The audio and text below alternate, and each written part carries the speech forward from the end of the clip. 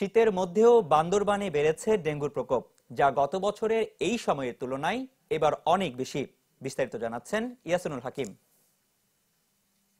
এবারে ডেঙ্গু রোগীর প্রাদুর্ভাব অনেকটা বৃদ্ধি পেয়েছে এবং ডেঙ্গুতে আক্রান্ত হয়ে বান্দরবানের বিভিন্ন সদর হসপিটাল সহ বিভিন্ন হসপিটাল স্বাস্থ্য ক্লিনিক গুলোতে আসলে রোগীরা ভর্তি হয়েছে বলে তারা আমাদেরকে জানিয়েছে। তবে এবারে বিভিন্ন জায়গায় জোরজাপ ময়লা আবর্জনার কারণে ডেঙ্গুর প্রাদুর্ভাব অনেকটা বৃদ্ধি পেয়েছে বলে স্বাস্থ্য বিভাগ যেমন জানাচ্ছে, পাশাপাশি পৌরসভা এবং উপজেলা পরিষদের বিভিন্ন জায়গাগুলোতে আসলে সচেতনতার পরিমাণটা অনেকটা কম থাকার কারণে ডেঙ্গু রোগের পরিমাণটা বৃদ্ধি পেয়েছে বলে স্বাস্থ্য বিভাগ আমাদেরকে জানিয়েছে। এবং সব থেকে যে বিষয়টি স্বাস্থ্য বিভাগ জানাচ্ছে, বান্দরবানের দুর্গম এলাকাগুলোতে বিশেষ করে ডেঙ্গুর প্রাদুর্ভাবটা ছড়িয়ে যাওয়ার মূল কারণ হিসেবে তারা ঢাকা, চট্টগ্রাম সহ বিভিন্ন জায়গা থেকে দূরপাল্লা যে পরিবহনগুলো আছে সে পরিবহনগুলোকে দায়ী করছে। আসলে এইটির কারণেই কিন্তু ঢাকা, চট্টগ্রাম থেকে ডেঙ্গু রোগে আক্রান্ত হয়ে রোগীরা বান্দরবানের বিভিন্ন জায়গায় ছড়িয়েছে। বছর শেষের খুশি নগদে হবে বেশি। নগদ পেমেন্টে নির্দিষ্ট ক্যাটাগরির কেনাকাটায় 300 টাকা পর্যন্ত ক্যাশব্যাক থাকার কারণে ডেঙ্গুর প্রাদুর্ভাব এবং ডেঙ্গু রোগীর সংখ্যা বেড়েছে বলে তারা আমাদেরকে জানিয়েছে।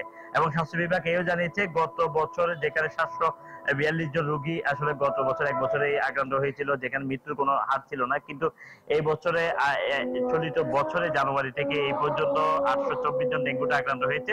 তার মধ্যে সরকারি তথ্য মতো একজনের মৃত্যুর খবর আমরা পেয়েছি। তবে আমরা বেসরকারিভাবে বিভিন্ন স্বাস্থ্য সংগঠনের কাছ থেকে আমরা যে তথ্যটি পেয়েছি, প্রায় 1200 অধিক রোগী আসলে ডেঙ্গুতে আক্রান্ত হয়েছে, যেটি বেসরকারিভাবে বিভিন্ন জায়গায় চিকিৎসা সেবা নিয়ে তারা সুস্থ হয়েছে বলে তারা আমাদেরকে জানিয়েছে।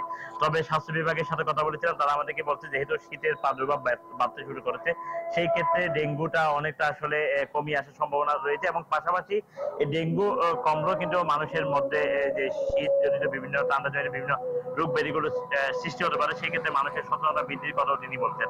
এবং আমরা কথা বলেছিলাম পৌর কর্তৃপক্ষের সাথে, তারা আমাদেরকে বলছে মশক নিধনের জন্য পৌরসভার পক্ষ থেকে বিভিন্ন অলিগলিগুলোতে বিভিন্ন জায়গায় নালা নর্দমা জোর যাবে তারা পরিষ্কার পরিচ্ছন্নতার পাশাপাশি বিভিন্ন জায়গায় মশক নিধন স্প্রে তারা করছে। এবং বান্দরবানকে পরিষ্কার পরিচ্ছন্নতা রাখার পাশাপাশি ডেঙ্গু মুক্ত রাখার জন্য তারা বিভিন্ন পদক্ষেপ নিয়ে কাজ করছে বলে আমাদেরকে জানিয়েছে।